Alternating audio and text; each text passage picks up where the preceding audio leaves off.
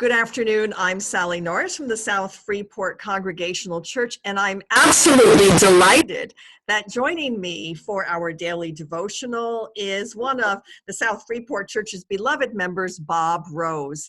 And Hello, Bob, Sally.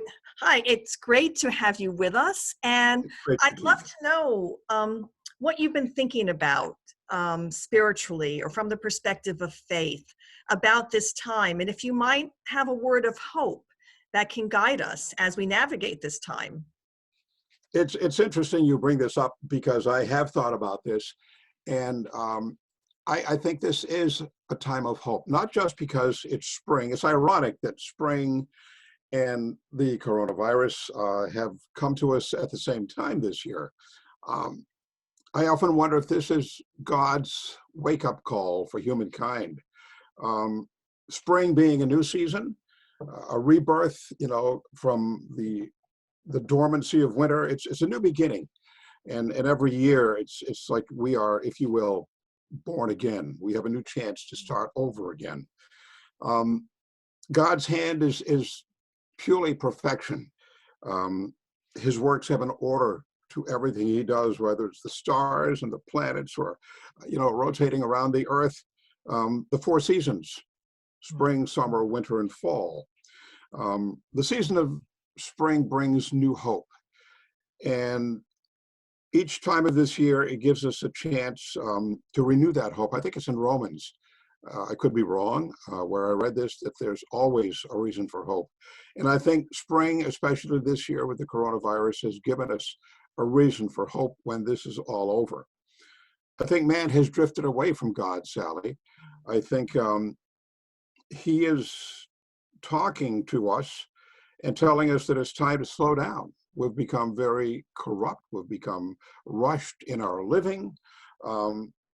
We've become a world of contemptuous people, power-driven. There's a lot of incivility, obviously, in the world today. And I think it's a wake-up call from our Creator that people have to slow down. Not necessarily the nurses and the doctors and the first responders. They obviously haven't had a chance to slow down.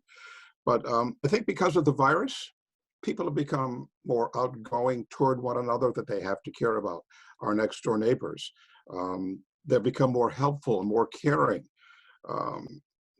We are outdoors walking, we're hiking, we're social distancing, doing everything we should, and it will get over someday. It may not be totally over for a long time, but it is a rebirth of spring. It's a rebirth of the human spirit to start over again and start treating people more humanely, in a more caring way. God himself makes himself known to us each day with a new beginning, a new sunrise. And I think everything comes alive again. It's God resurrecting our spirits and ourselves and making us better people because of this, more caring people. And as I said, it gives us all a big reason for hope down the road. Oh, Bob, thank you so much for these beautiful words. I already feel kind of renewed in my faith and my spirit just from listening to you. And I think we all, just from hearing your words, are going to commit ourselves more to paying closer attention to God's presence in our lives and God's presence in this time, and realize, as you say, that hope is what it's all based on, and hope never fails. It's a great You gift. said it perfectly, that hope doesn't fail, God never fails. Exactly. And we have to keep this in mind and lead our lives accordingly, Sally. Yes. Bob, thank you so much for sharing this word with us this afternoon. I know that the whole congregation is going to be enriched. This is a real ministry of you, and I thank you. Thank you, Sally, and keep that hope alive. Yes, indeed. Okay, thank you. Thank you.